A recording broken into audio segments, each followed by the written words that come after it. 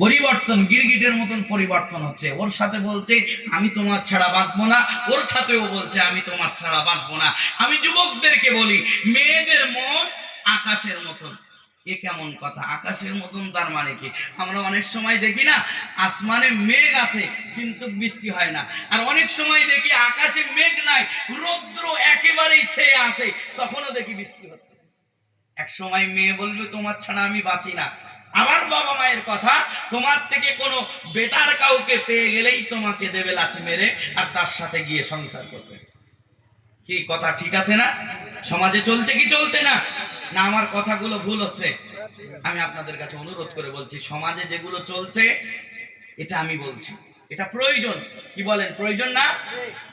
আমি নামাজ পড়ার কথা বলবো, তেলাওয়াতের কথা বলবো, জিকির আজগারের কথা বলবো। আপনি বলুন কোন মুসলমান জানে না নামাজ পড়তে হবে?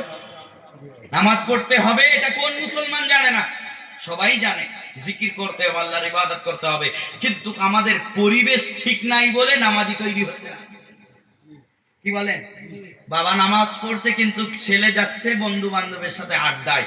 আমাদের পরিবেশ ঠিক নাই বলে আমাদের ঘরে ঘরে নামাজি হচ্ছে না। যদি আমরা পরিবেশ ঠিক করতে পারি, আমাদের ঘরে ঘরে নামাজিও থাকবে। জোরে বলুন সুবহানাল্লাহ।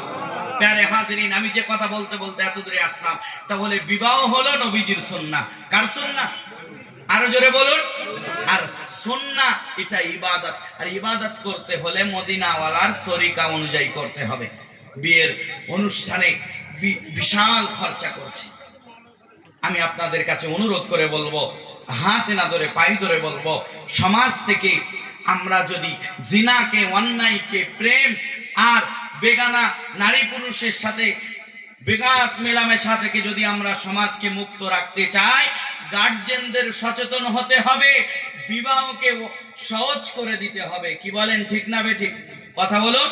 আমরা গার্জেনরা অনেক সময় একদম আটক হয়ে বসে থাকি, না তুমি এখন নিজের পায়ে দাঁড়াও নাই, তোমার এখন বিয়ে হবে না।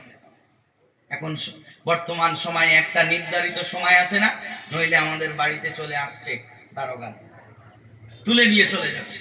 আচ্ছা বলুন, আমি আপনি ইমানদার, আমার আপনার কাছে আল্লাহর বিধান সবচাইতে উপরে থাকার কথা, ঠিক না বেটি? আমি আপনার কাছে ইমানদার হিসাবে রবের কথাটা তুলে ধরছি। একটা নির্ধারিত সময় আছে, ওই নির্ধারিত সময় না হলে বিবাহের উপযুক্ত হওয়া যায় না। আচ্ছা বলুন, ওই নির্ধারিত সময়ের 10 দিন আগে আপনি উপযুক্ত ছিলেন না, আর ওই নির্ধারিত সময় হয়ে যাওয়ার পরে এমন কি হলো যে আপনি উপযুক্ত হয়ে গেলেন? কথা বুঝে আসছে?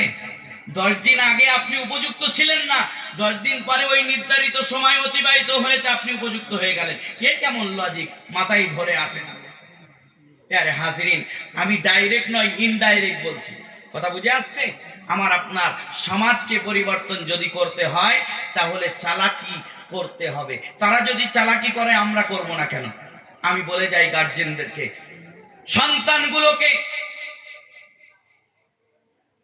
একেবারে ছেড়ে না দিয়ে তাদেরকে দিনদার ভাবে যদি লালিত পালিত করতে চান, তাহলে তাড়াতাড়ি বিয়ে দিয়ে দেন।